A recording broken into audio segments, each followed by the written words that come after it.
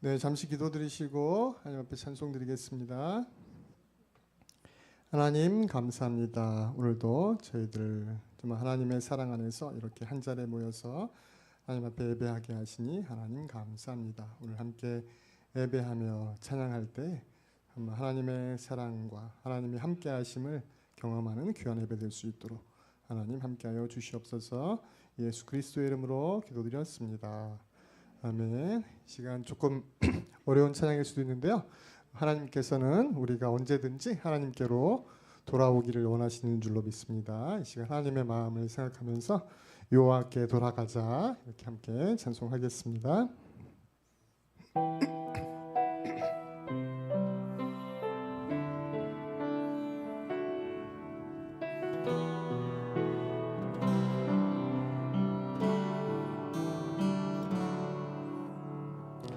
내 백성이 나를 떠나 돌아섰지만 내 사랑이 내 백성을 보기 못하니 내 모든 것 내어주고 나 그들을 얻으리라. 여호와께 돌아가자. 우린 돌아서도 그는 변치 않네. 여호와께 돌아가자. 우린 넘어져도 그 사랑 영원하네.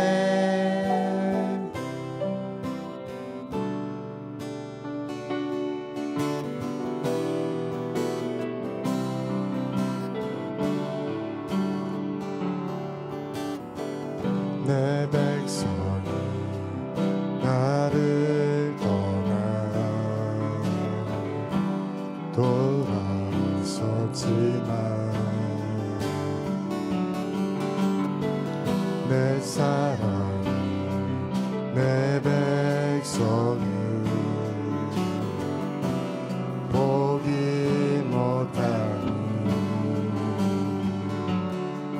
내 모든 것 내어주고 나 그들을 얻으리라.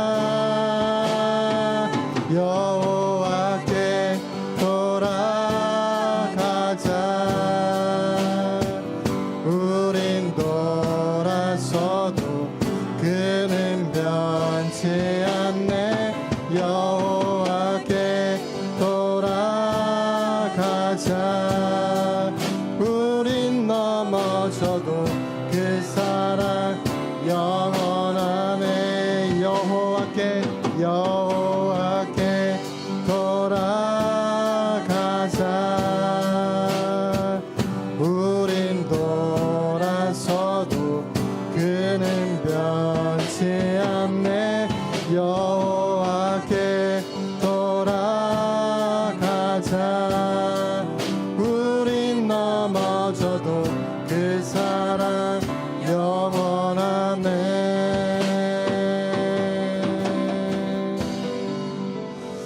아멘. 이제 우리 박수 치면서 나의 가장 낮은 마음 함께 찬양하겠습니다.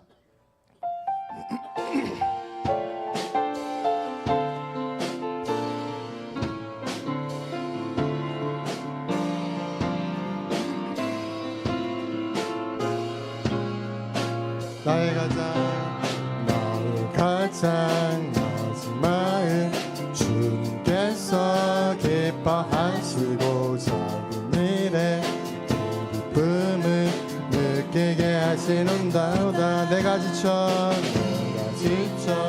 노력할 때 주님 내게 힘이 되시고 아름다운 하늘나라 내 맘에 주시는도다. 우리에게 축복하신 하나님 사랑 낮은 자를 높여주시고 아름다운 하늘나라 허락하시고 내 모든 것 예비하시네. 찬양함에 기쁨을 감사함에 평안을 간구함에 하나님 알도록 하셨네. 처음부터 다시 합니다. 나의 가장 낮은 마음 주님께서 기뻐하시고 작은 일에 큰 기쁨을 느끼게 하시는도다. 내가 지쳐 무력할 때 주님 내게 힘이 되시고 아름다운 하늘나라 내 맘에 주시는도다. 우리에게 축복하신 하나님 사랑 낮은 자를 높여주시고 아름다운 하늘나라 허락하시고 내 모든 것 예비하시네. 찬양함에 기쁨을 감사함에 평안을 간구함에 하나님 알도록 하셨네. 찬양함에 기쁨을 감사함에 평안을 간구함에 하나님 알도록 하셨네. 아멘. 하나님께 영광의 박수 올려드리겠습니다. 우리 마지막 찬양 저번 주에 배우셨던 찬양인데요. 우리 다 같이 일어나셔서 우리 하나님 아버지의 마음을 생각하시면서 함께 찬송하겠습니다.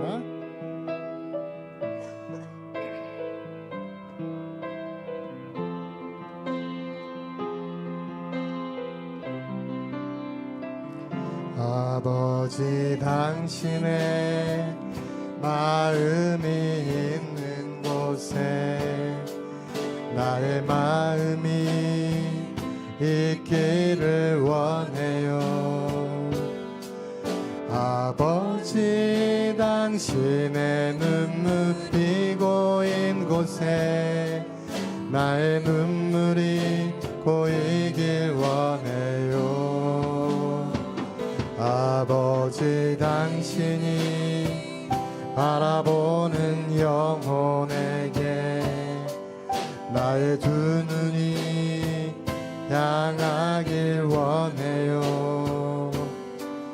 아버지 당신이 울고 있는 어두운 땅에 나의 두 발이 향하길 원해요. 나의 마음이 아버지의 마음 알아. 내 모든 뜻 아버지의 뜻이 될 수 있기를. 나의 온몸이 아버지의 마음 알아. 내 모든 삶 당신의 삶 되기를. 아버지 당신의 마음이 있는 곳에 나의 마음이 있기를 원해요. 아버지 당신의 눈물 이 고인 곳에 나의 눈물이 보이길 원해요. 아버지 당신이 바라보는 영혼에게 나의 두 눈이 향하길 원해요.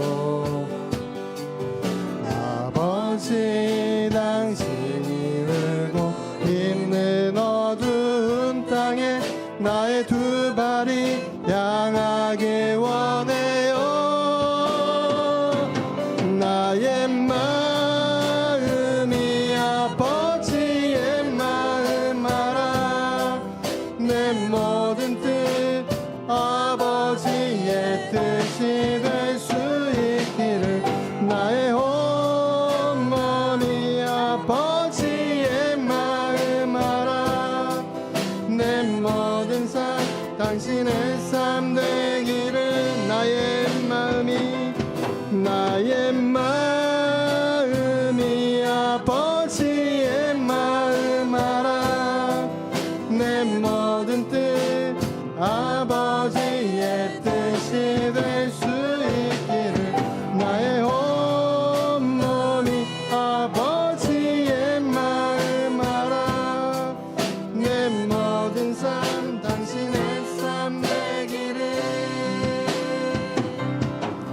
내 모든 삶 당신의 삶 되기를. 내 모든 삶 당신의 삶 되기를.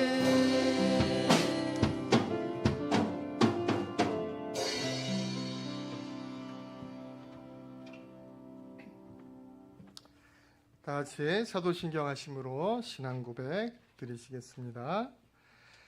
나는 전능하신 아버지 하나님 천지의 창조주를 믿습니다. 나는 그의 유일하신 아들 우리 주 예수 그리스도를 믿습니다.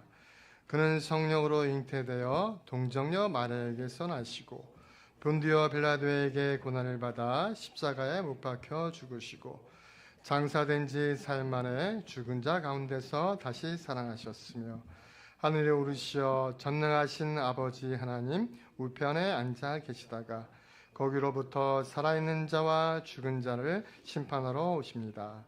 나는 성령을 믿으며 거룩한 공교회와 성도의 교제와 죄를 용서받는 것과 몸의 부활과 영생을 믿습니다. 아멘. 다 같이 자리에 앉으셔서 찬송가 304장 찬송 드리겠습니다.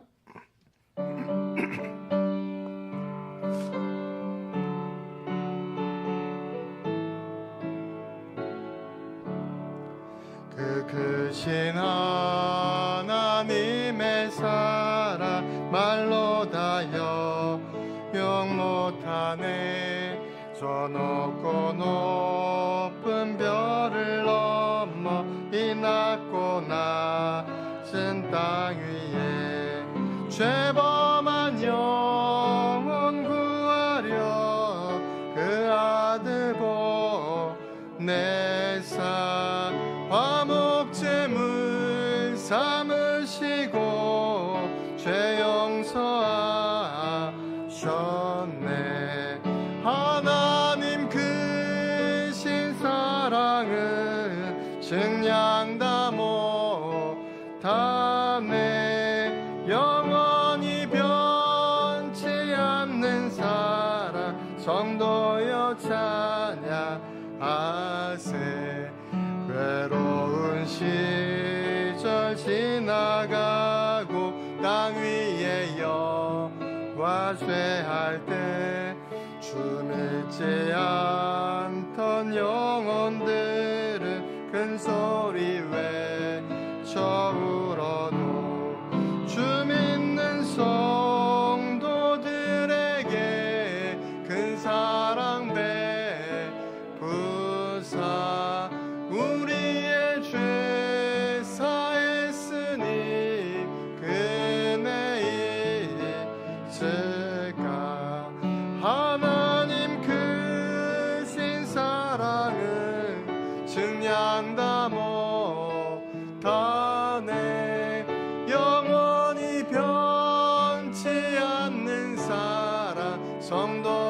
찬양하세. 하늘을 두루마리 삼고 바다를 물 삼아도 한없는 하나님의 사랑 가기로 갈 수 없겠네.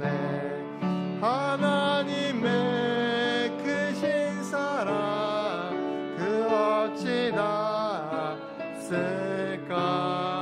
저 하늘 높이 쌓아도 채우지 못하리. 하나님 크신 사랑은 증량다 못하네. 영원히 변치 않는 사랑 성도여 찬양하세. 아멘. 우리를 대표해서 유승종 장로님께서 기도해 주시겠습니다.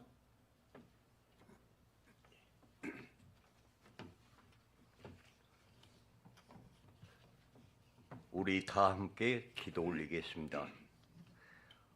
오늘도 우리 하나님 아버지 구별되이 주시는 안식일, 성도들 모두 모여 아버지의 몸 되시는 성전에 엎드려 경배와 찬송을 드리옵니다. 주여, 하늘문을 여시고 이곳에 임하시어 저희들의 찬송과 기도를 받아주시고 부활의 은혜 가운데로 인도하여 주시옵소서. 고마우신 하나님 아버지, 오늘도 목사님이야 우리 모두의 바람을 기도 올립니다. 장막터를 넓히는 기도이어서 전능하신 아버지께서 우리의 기도를 들어주시어 척박한 이 땅 위에 하나님의 사랑과 은혜가 넘치는 살아서 역사하시는 성전을 우리에게 주시옵소서. 만 백성의 마음을 다스려 주시고 언제나 천국으로 인도하여 주시옵소서. 믿고 섬겨서 세상 속에서 천국을 맛볼 수 있는 성소로 은총을 베풀어 주시옵소서. 아버지께서는 아시옵니다. 저희 교회에는 연로하신 백성들이 많아서 병마의 길고로 언제나 예배도 참석하지 못하고 어려움을 겪는 분들이 많사오니 아버지는 잘 아시오니 하나하나 빠짐없이 찾아가 주시어 보혈의 손으로 안수하여 주시어 다음 안식일에는 빈자리가 없도록 가득 채워 주시옵소서. 태초에 우주 만물을 창조하시고 평화로움과 안위함을 주신 하나님 아버지, 강대국들의 마음에 늘 걱정과 근심 가운데 고생하는 우리 조국을 도와주시옵소서. 우리 조상님들은 하나님을 일찍이 알고 늘 평화와 모든 부지런함으로 부를 일구어 평화롭게 살고 있사옵니다. 주님, 어려우신 일정으로 고국을 방문 중에 있는 목사님의 발길을 지켜주시옵소서. 또한 험지에 나가서 고생하고 계시는 선교사님들에게도 힘과 용기와 물질로 채워주시어 온 세상의 주님 나라를 이룩하는데 큰 힘이 되어 주시옵소서. 오늘도 예배드리는 만 백성의 머리 위에 주님의 은혜의 보좌 앞으로 한 걸음 더 가까이 가는 귀한 은총을 내려주실 것을 바라오며 이 모든 말씀을 오직 우리 주 예수 그리스도 이름 받들어 감사함으로 기도드리옵나이다. 아멘.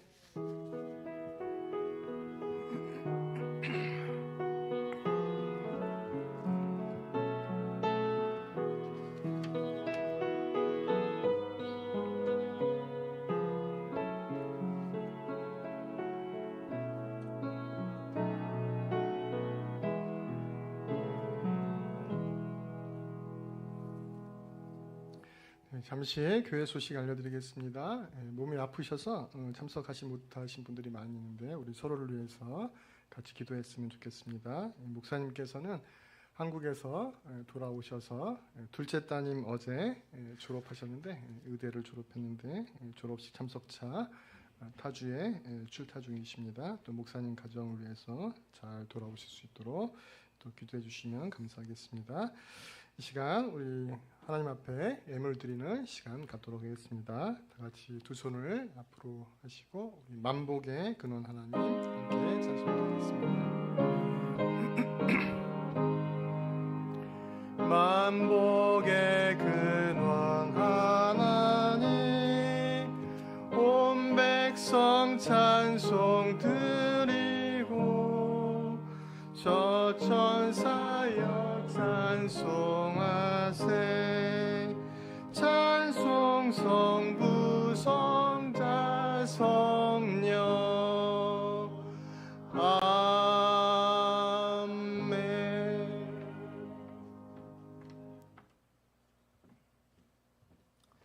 다 같이 예물을 위해서 기도드리겠습니다. 하나님 감사합니다. 저희들을 하나님의 자녀 삼아주시고 하나님의 그늘 아래 살게 하시니 하나님 감사합니다.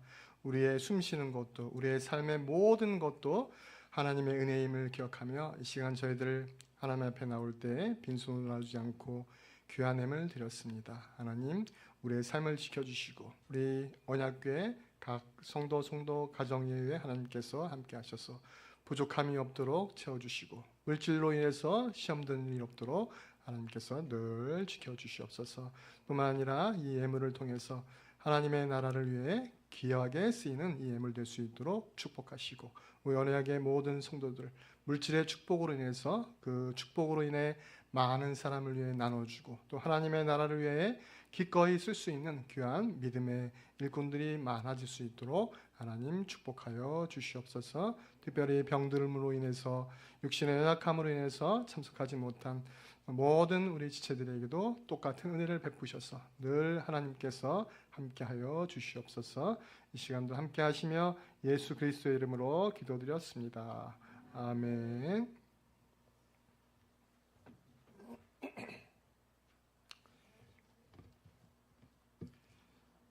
네, 오늘 하나님의 말씀은 누가복음 15장 25절에서 32절까지 말씀입니다.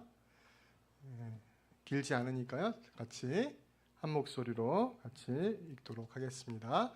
마다들은 밭에 있다가 돌아와 집에 가까이 왔을 때 풍악과 춤추는 소리를 듣고 한 종을 불러 이 무슨 일인가 물은데 대답하되 당신의 동생이 돌아왔음에 당신의 아버지가 건강한 그를 다시 맞아들이게 됨으로 인하여 살찐 송아지를 잡았나이다 하니 그가 노하여 들어가고자 하지 아니하거늘 아버지가 나와서 권한대 아버지께 대답하여 이르되 내가 여러 해 아버지를 섬겨 명을 어김이 없거늘 내게는 염소 새끼라도 주어 나와 내 벗으로 즐기게 하신 일이 없더니 아버지의 살림을 창녀들과 함께 삼켜버린 이 아들이 돌아오매 이를 위하여 살찐 송아지를 잡으셨나이다. 아버지가 이르되 예 너는 항상 나와 함께 있으니 내 것이 다 내 것이로되 이 내 동생은 죽었다가 살아났으며 내가 잃었다가 얻었기로 우리가 즐거워하고 기뻐하는 것이 마땅하다 하니라. 아멘. 네, 됐습니다. 네, 오늘 말씀은 지난 시간에 이어서 이 탕자의 비유 여러분 아시는 그 내용을 다시 한번 살펴보겠는데 그 누가복음 15장의 주제는 잃어버린 것을 찾는 그 기쁨에 대해서 설명을 했는데 이 오늘 비유에 잃어버린 아들이 몇 명이라고 그랬죠? 기억나세요?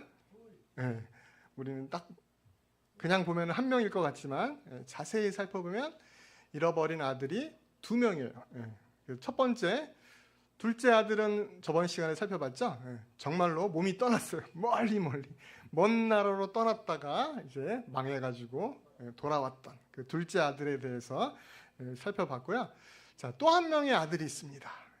오늘 살펴볼 건데 이 아들은 몸은 떠나진 않았어요. 몸은 떠나진 않았는데 오늘 말씀을 잘 보시면 이미 그 아들은 마음이 떠났어요. 아버지와 같은 마음을 갖지 못하고 마음이 이미 떠난, 몸은 있지만 마음은 아버지와 함께 하지 못하는 그 아들을 오늘 말씀에서 설명을 하고 있습니다. 그래서 이제 오늘 말씀 25절 말씀에 보니까 이렇게 내용이 나와 있어요. 맏아들은 어디 있다가? 밭에 있다가 돌아와 집에 가까이 왔을 때 풍악과 춤추는 소리를 듣고, 밭에서 아마 일을 하고 있었겠죠. 뭐 일꾼들하고 같이 일을 하고 있는데 갑자기 이제 일을 끝나고 집에 돌아오는데 갑자기 집에서 막 잔치가 났어요. 풍악과 춤추는 소리. 이게 무슨 일인가 그래가지고 그래서 이제 26절에 보니까 누굴 불러요? 한 종을 불러 이 무슨 일인가 물은데 이렇게 돼 있어요. 자, 좋은 일이 있으면요, 이 아들이 아버지하고 평소에 관계가 좋았으면 어땠을 것 같아요? 막 쫓아가서 아버지한테 무슨 좋은 일 있으세요? 이렇게 아버지한테 물어볼 것 같아요, 제 생각에는. 근데 여기 딱 보니까 누굴 불렀어요? 종을 불렀어요. 이것만 봐도 좀 아버지와 이 아들이 평소에 말을 잘 안 하시는, 여기 지금 자녀분들하고 사이 안 좋으신 분들 연락도 잘 안 되시죠? 뭐 이렇게 말을 이렇게 평소에 말도 안 하고 이 아들이 그랬던 것 같아요, 그렇죠? 아버지랑 친했으면 후루룩 달려가서 무슨 좋은 일 있으세요? 이렇게 직접 물어볼 텐데 그렇게 물어보지는 못하고 사이가 안 좋으니까 일단 거기 일하는 종을 불러서 이게 무슨 일이냐 이렇게 종한테 물어봤어요. 그랬더니 그 종이 뭐라 그러냐면 대답하되 당신의 동생이 돌아왔음에 당신의 아버지가 건강한 그를 다시 받아들이게 됨으로 인하여 뭘 잡았어요? 여기서 이제 막 뻗치는 거예요. 그렇죠? 저 돈 다 가지고 가서 저번 시간에 배웠잖아요. 그냥 막 다 거지가 돼가지고 돈 다 써버리고 아버지 돈 미리 받아가지고 다 써버리고 돌아왔는데 혼내지는 못할 망정 지금 어떻게 한 거예요? 지금 그 아들이 돌아왔다고? 염소도 아니고 살찐 송아지. 이 상징성이 있어요. 염소보다 송아지는 진짜 제일 정말 큰 잔치 때 쓰는 게 그게 가축이 송아지잖아요. 그러니까 이 얘기를 딱 듣고 이 큰아들이 어떻게 했어요? 바로 반응이 나요. 이 얘기를 딱 듣더니 어떻게 했어요? 노했어요. 그가 노하여 들어가고자 아니하는 것을 아버지가 그래도 들어와라. 아버지가 또 나오셨어요. 아들이 화가 났는데 그랬는데도 이 아들이 이제 이유를 설명해요. 이제 자기가 화난 이유를 설명하는데 뭐라고 하냐면, 자, 아버지께 대답하여 이르되 내가 여러 해 아버지를 섬겨 어떻게 정말 착한 아들이에요. 명을 어김이 없거늘 1년도 아니고 여러 해 동안 아버지의 명을 한 번도 어긴 적이 없이 그렇게 착하게 제가 아버지를 잘 섬겼는데 나한테는 뭐? 송아지랑 비교되죠? 염소도 아니고 염소 새끼라도 줘서 나와 내 벗으로 이렇게 상을 주신 적이 없는데 근데 지금 이 둘째 아들 동생 자기 동생이죠. 아버지의 살림을 창녀들과 함께 삼켜버린 이 아들이 돌아오매 이를 위하여 살찐 송아지를 잡으셨나이다. 제가 화나지 않을 수가 있겠습니까? 아버지한테 이렇게 따지는 거예요. 여러분 이 맏아들의 마음이 이해되시죠? 자기는 열심히 아버지를 섬기고 집에서 일하고 이렇게 했는데 저 둘째 아들은 저 나가서 망나니처럼 놀다가 돌아왔어요. 자기한테는 염소 새끼도 준 적이 없으면서 그 둘째 아들이 돌아왔다고 이렇게 살찐 송아지를 잡아서 잔치를 베풀고 있어요. 근데 이 모습이요 성경에 보시면요, 제가 저번에 어린이 주일에 천국의 법칙에 대해서 제가 잠깐 설명해 드렸잖아요. 이 세상의 관점에서 보면요 정말 불공평해요. 이거는 당연해요. 이 맏아들이 이렇게 화를 내는 게 당연합니다. 그러나 이 천국, 이 세상이 아니고 천국의 관점에서 보면요, 이 둘째 아들이나 맏아들이나 이 아들들이 아버지의 아들이 되는 것은요 착하게 살았기 때문이에요. 그냥 아들인 거예요. 아들인 거죠. 그렇죠? 하나님이 아들이라고 불러주시면 아들이 되는 겁니다. 내가 뭘 어떻게 하고 그게 중요한 거 그게 아니에요. 제가 아들이 된다는 것은. 이 비슷한 그 말씀이 또 이렇게 불공평한 세상의 눈으로 봤을 때는 이 하나님이 하시는 게 굉장히 불공평해요. 천국에서는. 그거를 표현한 비유가 있어요. 마태복음 20장에 보시면 포도원 품꾼의 비유를 이렇게 말씀을 하셨어요. 예수님이. 무슨 내용이냐면 자, 천국은 마치 품꾼을 얻어 포도원에 들여보내려고 이른 아침에 나간 집주인과 같으니. 예. 이른 새벽에 주인이 나가면서 이제 품꾼들을 썼어요. 그래서 그 새벽에 품꾼들을 고용해가지고 자, 너희들 오늘 하루 일하면 얼마 주겠다? 하루에 한 데나리온씩 주겠다. 이렇게 약속을 하고 나갔어요. 근데 거리에 나가다 보니까 또 노는 사람들이 있어요. 몇 시에? 3시, 3시. 예. 이렇게 낫을 12개로 쪼개가지고 이제 3시에 갔더니 또 사람들이 놀고 있어요. 그러니까 너희들도 자, 일하러 가라. 포도원으로 가라. 그러면 내가 일한 만큼 돈을 주겠다. 이렇게 보냈어요. 좀 있다가 이제 6시쯤 됐어요. 점심쯤 돼가지고 보니까 또 노는 사람들이 있네. 그래서 또 들여보냈어요. 그렇죠? 예. 그리고 이제 9시쯤 돼서 보니까 또 있어요. 노는 사람들. 그래서 또 들여보냈어요. 그리고 이제 마지막에 이제 해가 뉘엿뉘엿질 무렵쯤 돼서 11시에 또 들여보냈어요. 근데 자, 누가 돈을 제일 많이 받아야 되죠? 우리 세상적인 관점에서 이른 새벽부터 하루 종일 일한 사람들한테 더 많이 줘야 될 것 같잖아요. 그러니까 그 사람들도 그렇게 생각했어요. 근데 자, 먼저 온 자들이 와서 더 받을 줄 알았더니 그들도 얼마 받아요? 똑같이 한 데내려. 자, 나중에 온 사람도 또 한 데내려. 제 끝에 거의 해 질 무렵에 와가지고 뭐 한 30분 일하고 뭐요? 똑같이 한 데나리온 받았어요. 왜 이렇게 저희가 일을 이렇게 많이 했는데 저 사람들보다 훨씬 많이 했는데 왜 똑같이 줍니까? 이렇게 따졌어요. 그러니까 이 주인이 하는 말이 자, 같이 읽도록 하겠습니다. 주인이 그 중에 한 사람에게 대답하여 이르되 친구여 내가 내게 잘못한 것이 없노라 네가 나와 한 데나리온의 약속을 하지 아니하였느냐 네 것이나 가지고 가라. 나중 온 이 사람에게 너와 같이 주는 것이 뭐다? 누구 뜻이다? 내 뜻이다. 예, 논리적으로 사실은 잘못이 없어요. 왜? 계약을 했잖아요. 이른 아침에 나가면서 그 사람들하고 계약을 하기를 얼마 주겠다고? 한 데나리온 주기로 이건 세상적으로 봐도 잘못이 없어요. 그 계획대로 한 데나리온을 줬어요. 단지 나중 온 사람하고 비교하니까 배가 아픈 거예요. 그렇죠? 자기는 열심히 일했는데 나중 온 사람하고 나기는 막 12시간 일했는데 저기 30분 일한 사람하고 똑같이 준다는 거예요. 똑같이 준다는 거예요. 근데 이게 바로 천국의 법칙이에요. 우리가 천국에 들어가는 거는 내가 1시간을 일했냐, 2시간을 일했냐, 10시간을 일했냐 아무 상관없어요. 하나님 앞에서. 그렇죠? 뭐가 중요해요? 하나님이 나를 부르셨다는 거야. 아들로 부르셨다는 거. 이게 중요한 거예요. 그래서 우리의 구원은 전적으로 누구의 손에 달려있다? 하나님의 손에 달려있다를 설명하기 위해서 예수님이 이렇게 천국은 이렇다. 이렇게 비유를 하셨어요. 자, 이 둘째 아들과 큰아들도 마찬가지예요. 예. 지금 큰아들은 뭐가 지금 아까운 거야? 내가 이럴 줄 알았으면 나도 저렇게 막 놀 걸. 왜 나 이렇게 아빠 말 잘 듣고 착하게 살았는데 똑같이 오히려 저 둘째 아들을 돌아왔다고 이렇게 하느냐 이렇게 했어요. 그랬을 때 아버지가 뭐라고 하셨냐면 자, 아버지가 뭐라고 하냐면 아버지가 이르되 예, 너는 항상 나와 함께 있으니 내 것이 다 누구 것이다?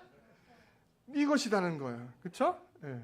왜냐하면 아까 어제가 아니라 지난주에 이런 말씀했어요. 둘째 아들이 재산을 미리 주라고 그랬죠. 원래는 아버지가 돌아가셔야 재산을 나누는데 돌아가시기 전에 둘째 아들이 자기 재산 몫을 달라고 했을 때 아버지가 둘째 아들만 준 게 아니고 잘 보시면 제가 빨간 글씨로 해놨죠.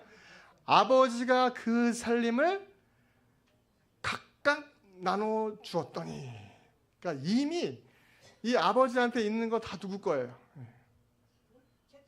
큰아들 거예요. 큰아들 거. 그 큰아들이 일을 열심히 하건 안 하건 결국은 그 아버지 재산은 다 누구 거다? 다 큰아들 거예요. 그러니까 아들로서 그거를 누렸으면 되는데 이 사람은 그걸 누리지 못하고 아무튼 뭔가를 바라고 내가 일을 함으로써 뭔가를 얻으려고 이렇게 했어요. 그리고 나서 이 아버지가 그 형한테 또 말해요. 자, 네 동생은 죽었다가 살아났으며 내가 잃었다가 얻었기로 우리가 나만 즐거워하는 것이 아니라 너도 형이니까 우리가 즐거워하고 기뻐하는 것이 뭐다? 마땅하다. 이렇게 말씀을 하셨어요. 자, 오늘 이 비유의 말씀이 누구에게 하시는 말씀이냐면 지난주에 제가 설명드렸죠. 이 15장의 이 배경을 잘 보시면 자, 누가 예수님한테 왔냐면 15장 1절과 2절에 보시면 같이 읽도록 하겠습니다. 모든 세리와 죄인들이 말씀을 들으러 가까이 나오니 바리새인과 서기관들이 수군거려 이르되 이 사람이 죄인을 영접하고 음식을 같이 먹는다 하더라. 예수님이 죄인들을 가까이 하고 그들과 밥을 먹으니까 그것에 대해서 뭐라고 막 수근수근거렸어요.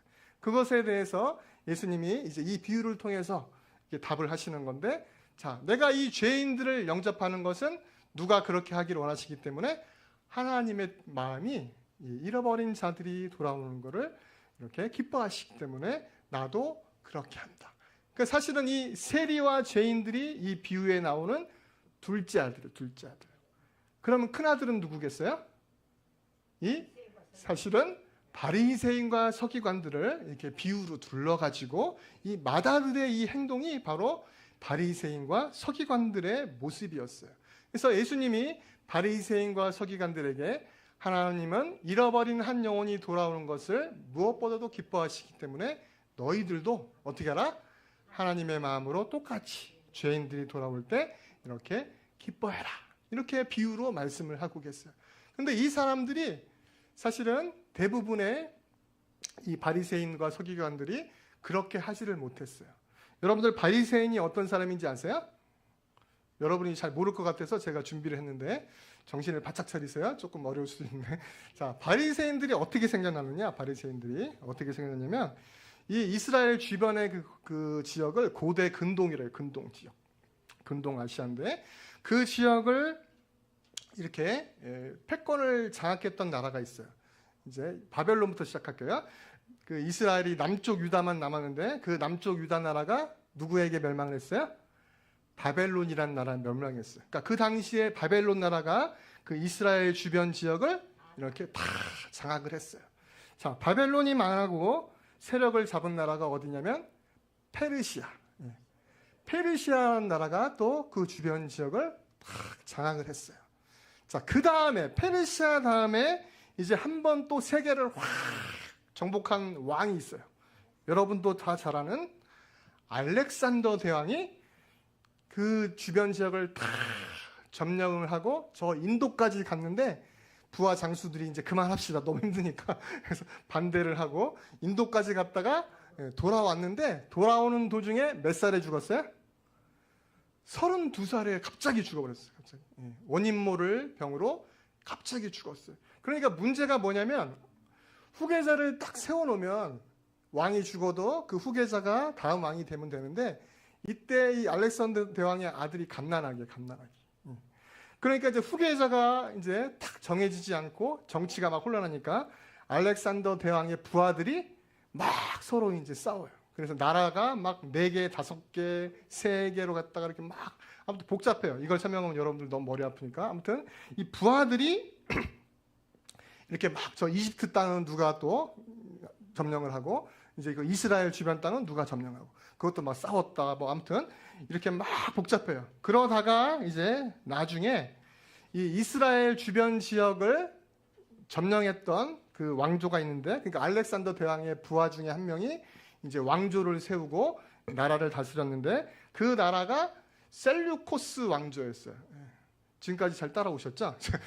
예, 그래서 이제 셀류코스 왕조가 알렉산더 대왕의 부하 중에 한 명이 세운 나라예요. 왕조. 그래서 그 셀류코스 왕조가 이 이스라엘 땅도 다스렸는데 이제 왕이 뭐 이제 아버지 아들 쭉 내려오다가 어떤 왕이 등장했냐면 안티오코스 4세라는 왕이 등장했어요. 에피파네스. 이런 왕이 등장했는데 이 왕은요. 이 헬라 문화에 대한, 헬라가 뭔지 아시죠? 그리스 문화. 그리스 문화에 대한 자부심이 굉장히 강했어요. 그래가지고 이제 그 헬라 문화를 막 백성들에게 강요를 하고 이제 유대인들에게도 유대교를 믿지 못하도록 막 핍박을 하고 뭘 믿도록 그리스 신 이런 자기들이 믿는 그런 헬라 문화를 막 강제로 심으려고 했어요.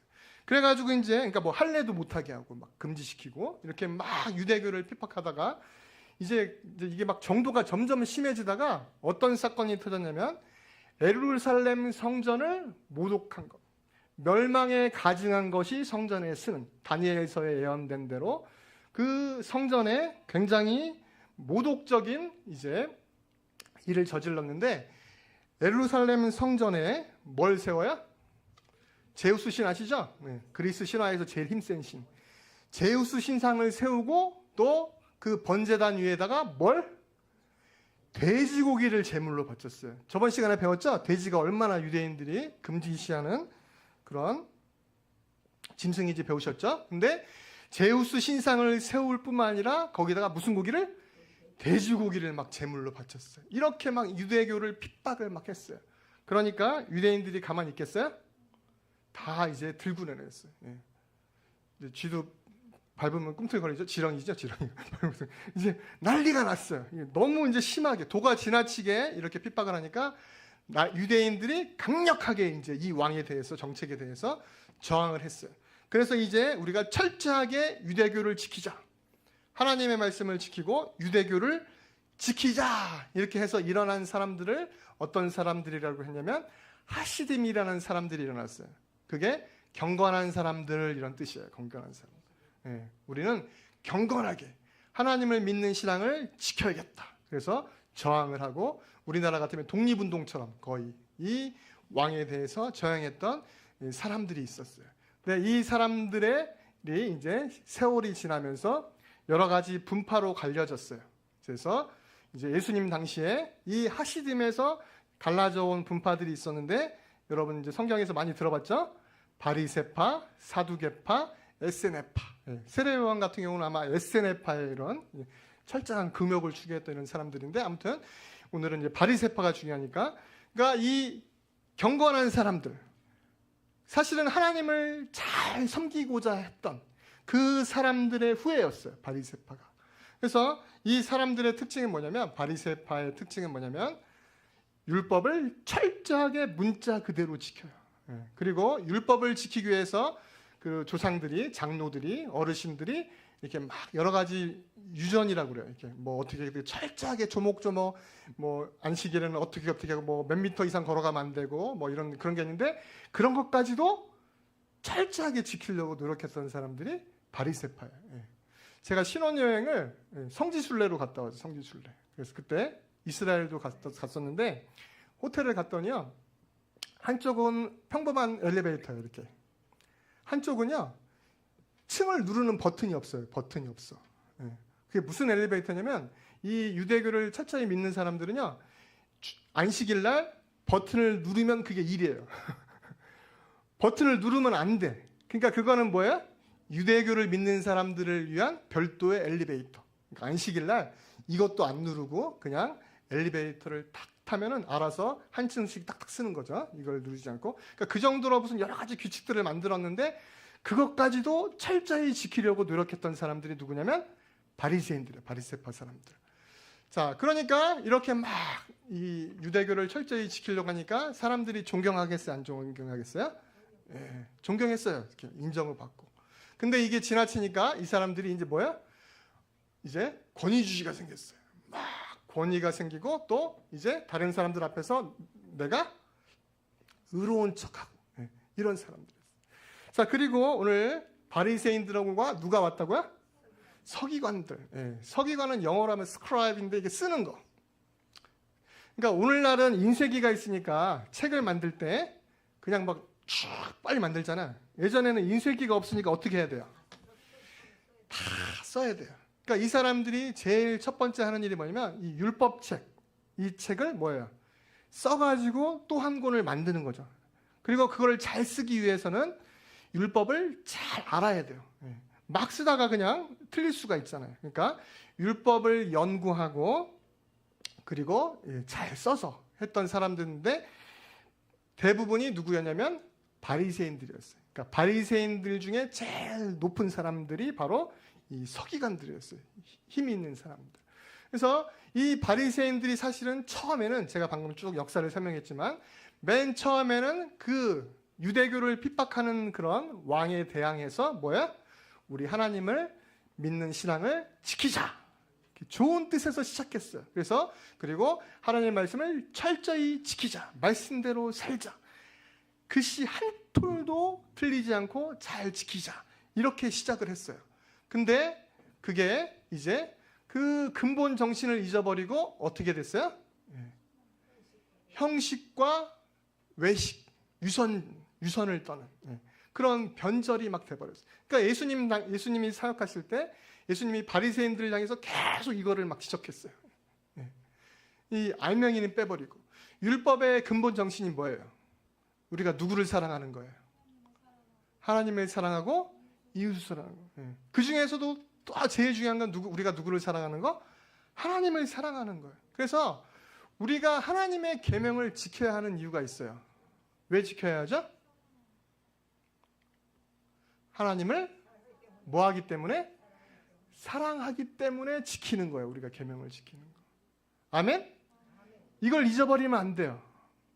우리가 복 받으려고 물론 구약성에 그렇게 나와 있지만 그런 의미도 있지만 제일 중요한 것은 우리가 계명을 지키는 것은 왜? 우리가 하나님을 사랑하기 때문에.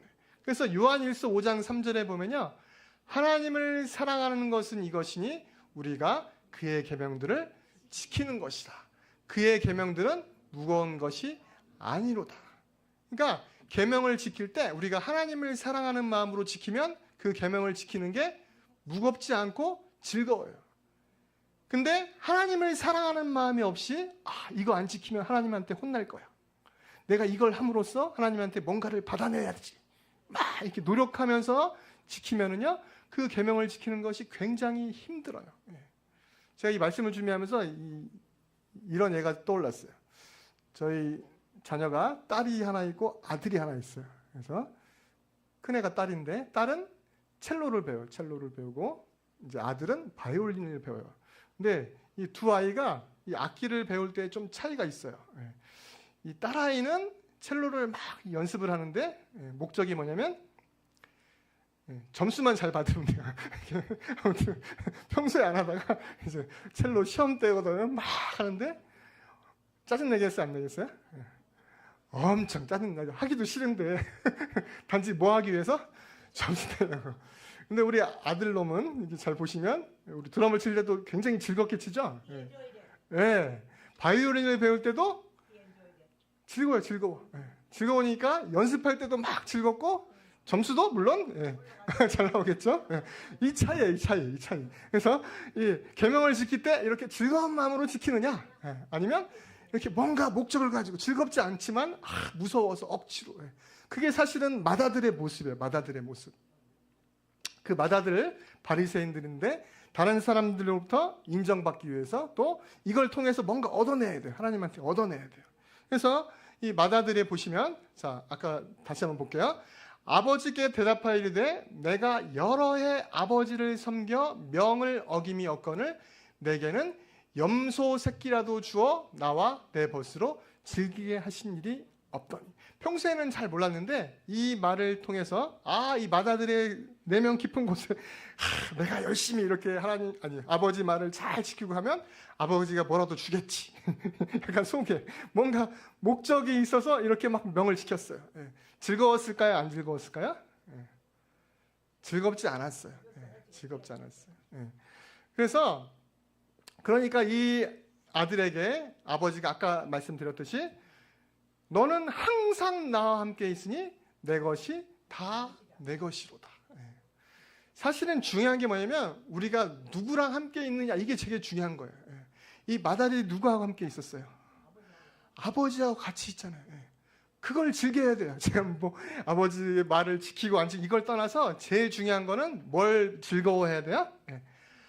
아버지와 함께 있는 거를 즐거워하고 아버지를 사랑하는 마음으로 기쁘게 일을 해야 돼요. 그래서 사실은 이 아들은요, 맏아들인데 사실은 행동하는 게 뭐냐면 품꾼이에요. 품꾼이에요. 그렇죠? 내가 일을 했으니까 뭐야, 아버지가 뭘 달라고 막 해야 돼요. 예. 근데 아들은요, 아들 오늘 안 오셨는데 우리 갑자기 그 유재원 집사님 그 인생이 떠올랐어요. 유재원 집사님 누군지 아세요? 예, 여기 유정원 집사님 남편분이신데 유정자 집사님 아드님이야. 예. 젊었을 때 얘기를 하는데 막 가게를 보는데요. 뭐 하루에 12시간, 17시간씩 가게를 이렇게 봤대요. 예. 아버지가 막 시켜가지고. 월급도 안 줘, 근데. 왜 안 줬을까요? 아버지 마음에서는 야, 너 어차피 다 내게 네 건데, 나 죽으면 다 네 건데 월급 뭐하러 줘요? 진짜 그렇게 됐잖아요. 그렇죠? 예. 아들은요, 뭐 내가 일을 해서 뭐 얼마를 받고 이게 중요한 게 아니에요. 그렇죠? 내가 누구 아들이다? 아버지 아들이라는 게, 너 내 아들인데 왜 그런 거 가지고 지금 뭐 염소 새끼를 줬느니 송아지를 줬느니 내게 다 네 건데 그런 거 가지고 따지느냐? 비유가 이해되시죠? 이제. 그래서 그리고 더 나아가서 자, 그러니까 품꾼 되지 말고, 품꾼하지 말고 뭐 해라? 아들 해라, 아들 해라. 이 말이 아들 해라. 그리고 또 마지막 말씀에 네 동생은 죽었다가 살아났으며 내가 잃었다가 얻었기로 우리가 즐거워하고 기뻐하는 것이 마땅하다 하니라. 자, 이 돌아온 아들은 내 아들일 뿐만 아니라 누구 동생이다? 네 동생이라는 게, 동생. 지금 뭐 물론 동생이 잘못했지만 뭐라는 거예요 지금? 가족이라는, 가족. 그렇죠? 우리가 천국에 들어오면 우리가 다 하나님 안에서 뭐가 돼야 돼요? 가족이 돼야 돼요. 근데 가족이 안 되고 우리가 품꾼이 되면 자꾸 내가 1시간 일했네, 2시간 일했네, 이거 가지고 서로 따지고 너 일 못한다고 막 뭐라고 하고, 이건 뭐야? 품꾼들의 모습이에요. 품꾼들의 모습. 맏아들의 모습이 이런 모습이에요. 근데 가족이 되면, 진짜 사랑하는 가족이 되면, 혹시나 이 동생이 좀 모자란 게 있더라도 그래도 그 사람은 누구예요? 내 동생이니까 뭐예요? 품어 안아주고, 저 방황하다가 돌아왔으니까 너도 아버지인 내가 기뻐하듯이 형인 네 동생이 돌아왔잖냐, 형이 된 너도 같이 뭐 하는 게 마땅하다? 기뻐하는 것이 마땅하다. 이렇게 말씀을 하고 있습니다. 혹시나 오늘 말씀을 듣는 여러분들 중에 여러분들은 다 맏아들 아닐 것 같죠? 그런데 근데 잘 돌아보세요.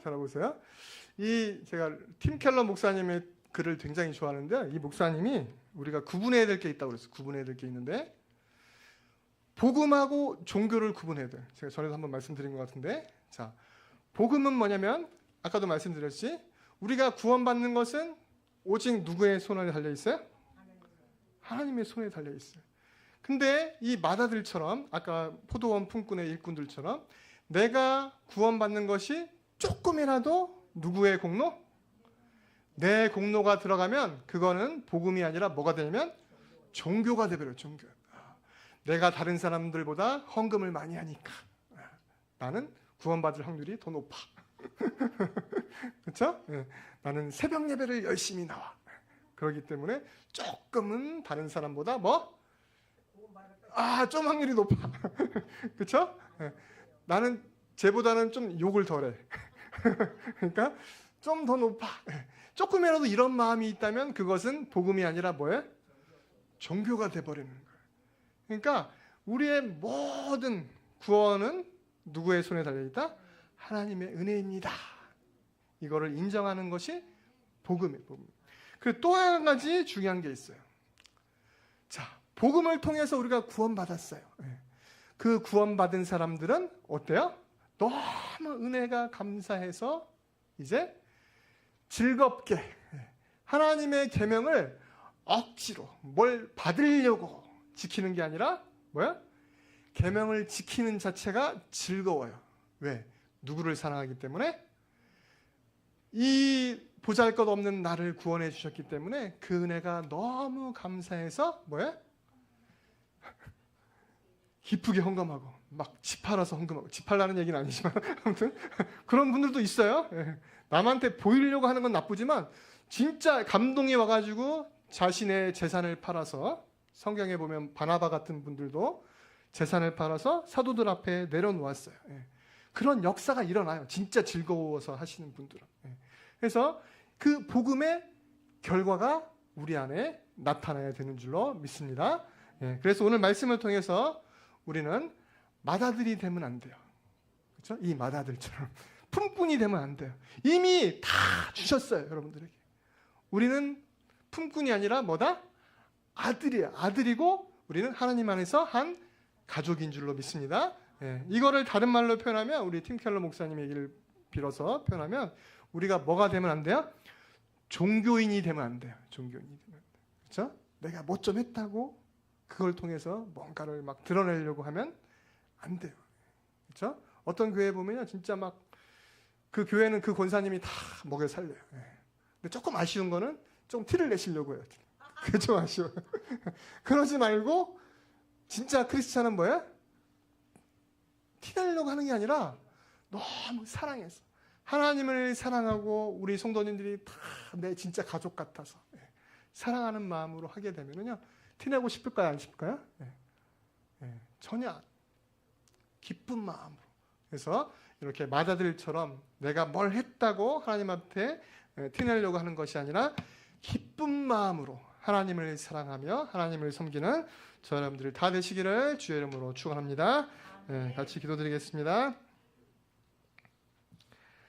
하나님 감사합니다. 오늘 말씀을 통해서 맏아들이 아들임에도 불구하고 아들의 지위를 누리지 못하고 품꾼으로서 정말로 자신의 노력으로 정말 아버지를 두려워하는 마음으로, 또 아버지에게 무언가를 얻으려고 이렇게 노력했었던 그 모습들을 함께 살펴보았습니다. 하나님, 이 시간에 저희들의 모습을 돌아보게 하시고 우리의 구원이 오직 하나님의 은혜임을 다시 한번 기억하면서 그 복음의 진리를 다시 한번 깨달아서 모든 공로를 하나님께 돌리는 저희들의 삶이 될 수 있도록 하나님 축복하여 주시옵소서. 그로 인해서 우리가 종교인이 되지 말고 진정으로 하나님을 사랑하는, 진정으로 하나님의 구원의 은혜를 깨달은 그런 크리스찬이 되어서 정말로 기쁜 마음으로 하나님을 섬기며 정말 모든 성도들을 가족과 같이 섬기는 저희들이 다 될 수 있도록 하나님 축복하여 주시옵소서. 이 시간도 함께 하시며 예수 그리스도의 이름으로 기도드렸습니다. 아멘. 이 시간에 아까 했던 찬양인데요, 하나님 아버지의 마음, 다시 한번 함께 다 같이 일어나셔서 함께 찬송 드리겠습니다.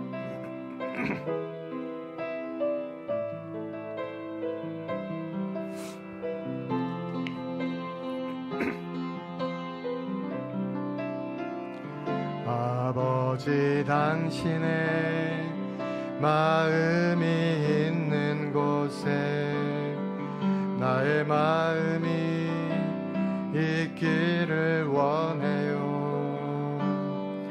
아버지 당신의 눈물이 고인 곳에 나의 눈물이 보이길 원해요.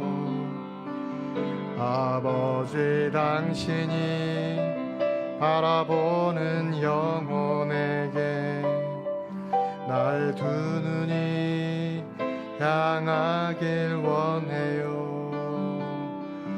아버지 당신이 울고 있는 어두운 땅에 나의 두 발이 향하길 원해요. 나의 마음이 아버지의 마음 알아. 내 모든 뜻 아버지의 뜻이 될 수 있기를. 나의 온몸이 아버지의 마음 알아. 내 모든 삶 당신의 삶 되기를. 아버지 당신의 마음이 있는 곳에 나의 마음이 있기를 원해요. 아버지 당신의 눈물이 고인 곳에 나의 눈물이 보이길 원해요. 아버지 당신이 바라보는 영혼에게 나의 두 눈이 향하길 원해요. 아버지 당신이 울고 있는 어두운 땅에 나의 두 발이 향하길 원해요. 나의 마음이 아버지의 마음 알아. 내 모든 뜻 아버지의 뜻이 될 수 있기를. 나의 온몸이 아버지의 마음 알아. 내 모든 삶 당신의 삶 되기를. 내 모든 삶 당신의 삶 되기를. 내 모든 삶 당신의 삶 되기를. 아멘. 같이 기도하겠습니다. 지금은 우리 주님 예수 그리스도의 은혜와 하나님 아버지의 무한하신 사랑하심과 성령님의 내주 교통 충만하시는 역사가 이제는 하나님 아버지의 마음을 알아 많은 사람들을 사랑하고 온 성도님들을 가족과 같이 사랑하기를 소원하는 사랑하는 성도님들 머리 위에 그 가정 위에 그 생업 위에 지금부터 영원토록 함께 계실지어다. 아멘.